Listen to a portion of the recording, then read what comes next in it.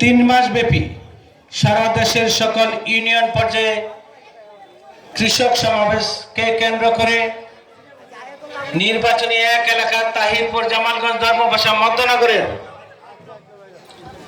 গুরুত্বপূর্ণ এলাকা তাহিরপুর উপজেলার উত্তর শ্রীপুর উত্তর মডেল ইউনিয়নের কৃষক দল কর্তৃক আয়োজিত আজকের এই কৃষক সমাবেশে সম্মানিত সভাপতি তাহিরপুর উপজেলা কৃষক দলের বিপ্লবী আহ্বায়ক জনাব লুৎফর রহমান, অতিথি হিসেবে উপস্থিত আছেন সুনামগঞ্জ জেলা বিএনপির সাবেক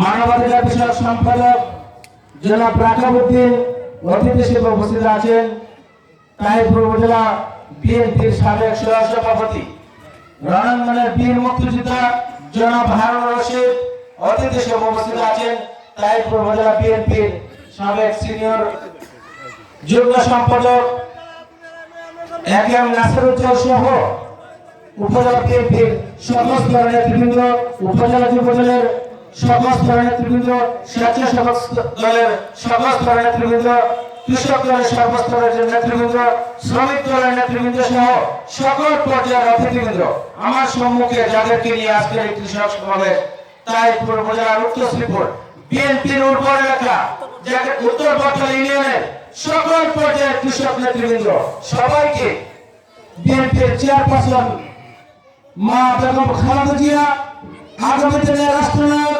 বাংলাদেশের অধিকার আদায়ের আন্দোলনের অগ্রনায়ক, ফ্যাসিস্ট আওয়ামী লীগ সরকারের পতনের আন্দোলনের অগ্রনায়ক, আগামী দিনের প্রধানমন্ত্রী বিএনপির ভারপ্রাপ্ত চেয়ারম্যান জনাব তারেক রহমানের পক্ষ থেকে সংগ্রামী শুভেচ্ছা সহ সালাম জানাচ্ছি।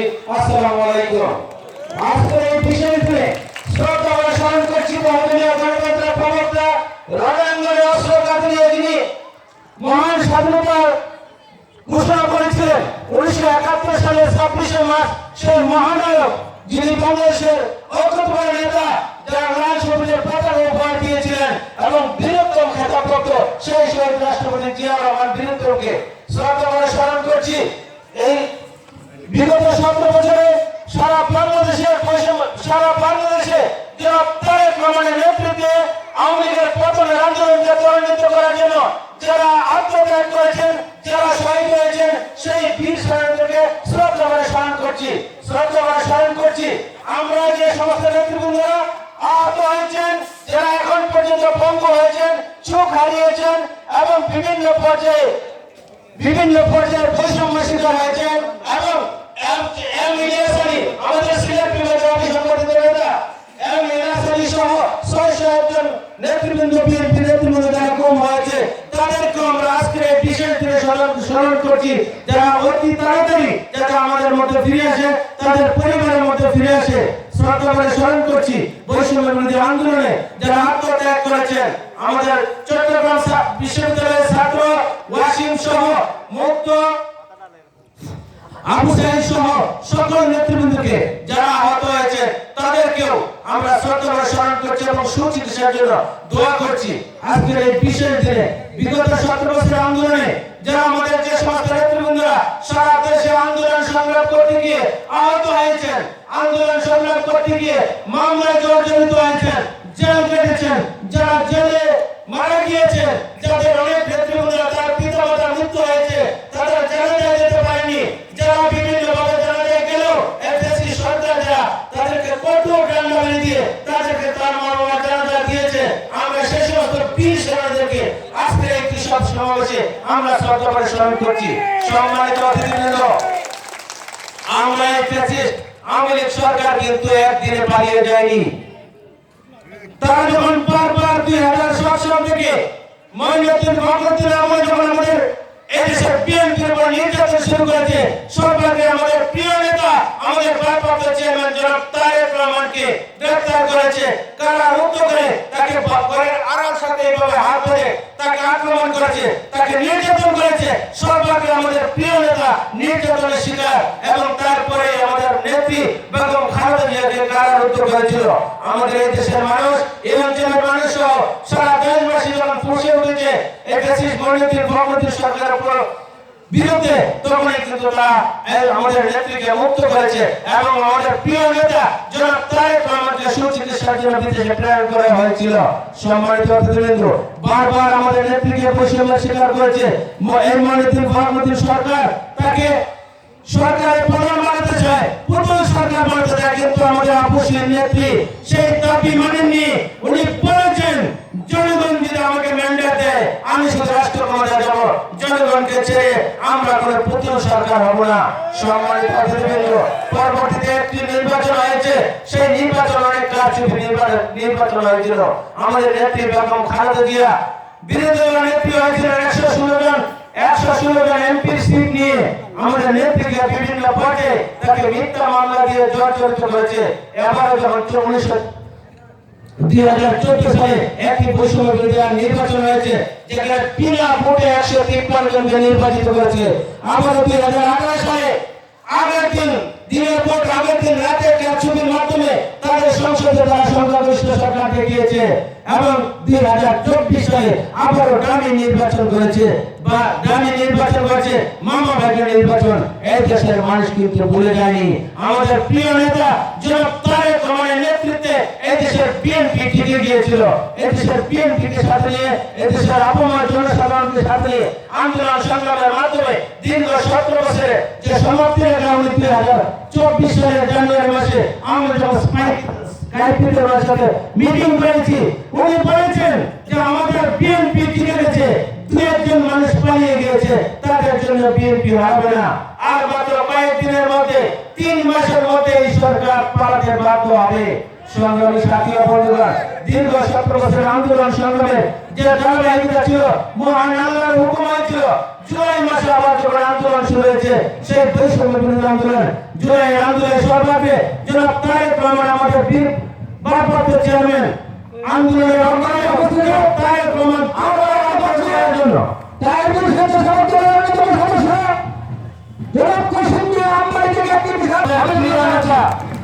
আমাদের প্রিয় নেতা জনাব তারেক রহমান সেই বৈষম্য বিরোধী আন্দোলন সকল পর্যায়ে নেতৃবৃন্দকে মাঠ পর্যায়ে যে আন্দোলন সংগ্রামে ভূমিকা রাখার জন্য বলা হয়েছিল, আমরা সেদিন ভূমিকা রেখেছিলাম।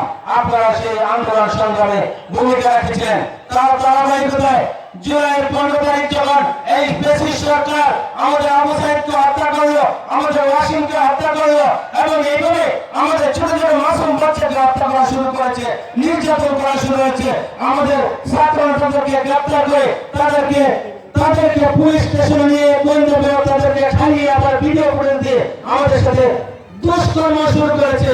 আবার এই দেশের মানুষ জেগে উঠেছে এই ফ্যাসিস্ট আওয়ামী লীগের বিরুদ্ধে, তার দুষ্কর্মের বিরুদ্ধে, তার বিভিন্ন এজেন্টের বিরুদ্ধে। সেই বৈষম্য বিরোধী আন্দোলনে আপনারা যারা অবস্থান নিয়েছিলেন, আমরা আজকের এই বিশেষ দিনে সবাইকে ধন্যবাদ এবং কৃতজ্ঞতা স্বীকার করছি। যারা আগস্টের 4 তারিখ, আগস্টের 3 তারিখ, আগস্টের 2 তারিখ সোনারগাঁও জেলা বিএনপির নেতৃত্বে মিছিল করেছেন, 3 তারিখে মিছিল করেছেন, 4 তারিখে তাহিরপুর উপজেলা বাজারহাট ইউনিয়ন সহ বিভিন্ন পর্যায়ে যারা ফ্যাসিস্ট আওয়ামী লীগের বিরুদ্ধে আপনারা দুর্বার আন্দোলনে অংশগ্রহণ করেছেন, জনাব তারেক রহমানের নেতৃত্বে আজকের এই কৃষক দিনে, এই কৃষক সমাবেশে আপনাদের সকলকে বিএনপির চেয়ারপারসন বেগম খালেদা জিয়া, বিএনপির ভারপ্রাপ্ত চেয়ারম্যান জনাব তারেক রহমান এবং কৃষকের হাসান জাকির তুহিন, কৃষক দলের সভাপতি এবং বিপ্লবী সাধারণ সম্পাদক জনাব শহীদুল ইসলাম বাবুল ভাইয়ের পক্ষ থেকে আপনাদেরকে আজকে এই বিশেষ দিনে ধন্যবাদ জ্ঞাপন করছি।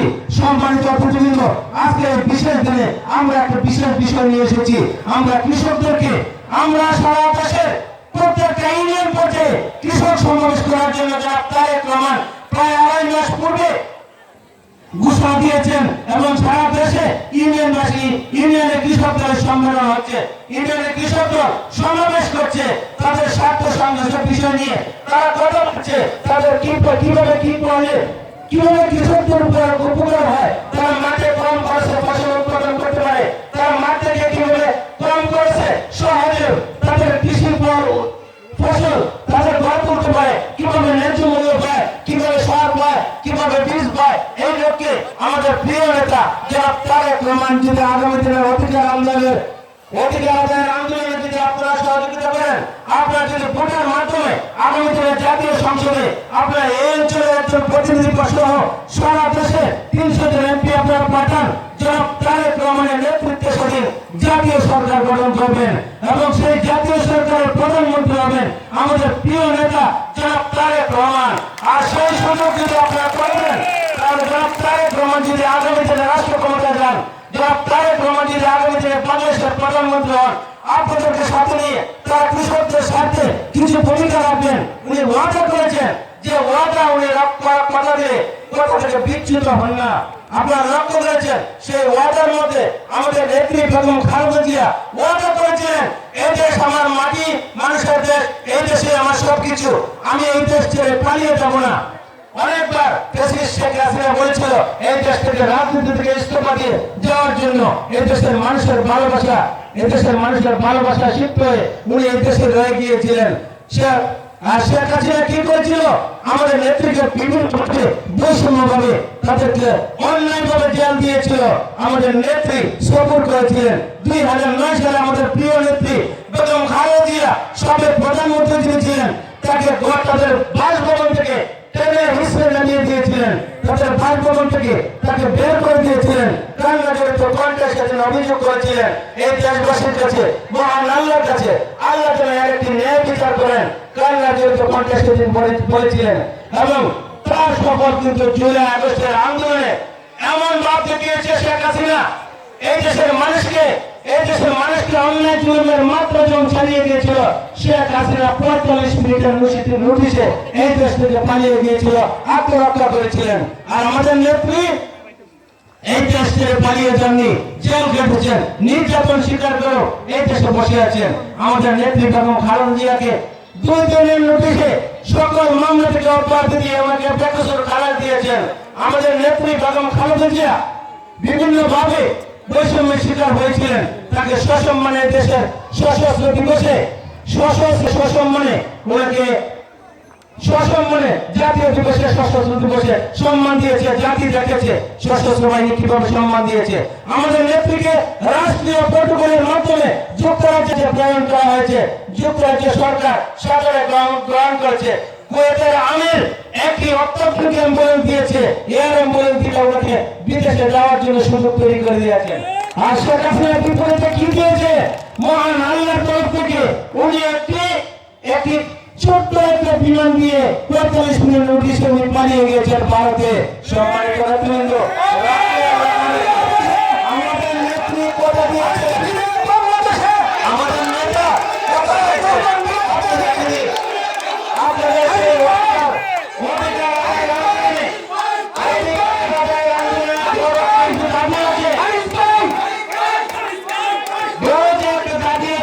সেই দাবি আপনাদের ম্যান্ডেট, আপনাদের ভোট, সেই অধিকার আদায়ের জন্য এদেশের অন্তর্বর্তী সরকার প্রধান ডক্টর মোহাম্মদ ইউনূসকে, প্রফেসর ডক্টর মোহাম্মদ ইউনূসকে বারবার অনুরোধ করছেন যাতে জুনের মধ্যে দেশে একটি নির্বাচনের ব্যবস্থা করা হয়।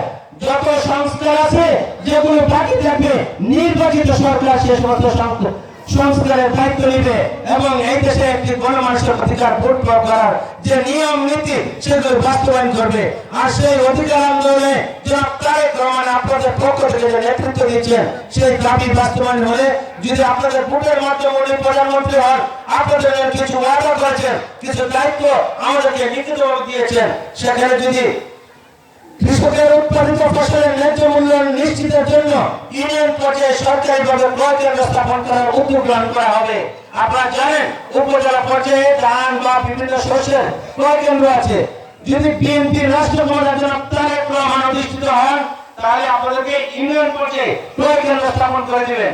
আপনারা জানেন লাইফ ইন্স্যুরেন্সের কথা, কৃষকদের সাথে তারা ফসলকে ইন্স্যুরেন্সের আওতায় আনবেন, বীমার আওতায় আনবেন। যদি আপনাদের ফসল বন্যা কবলিত হয়, যদি শিলাবৃষ্টিতে ক্ষতিগ্রস্ত হয়, সেই সমস্ত ফসলকে বীমার আওতায় এনে ইন্স্যুরেন্সের আওতায় এনে সেই ক্ষতিপূরণ আপনারা পাবেন।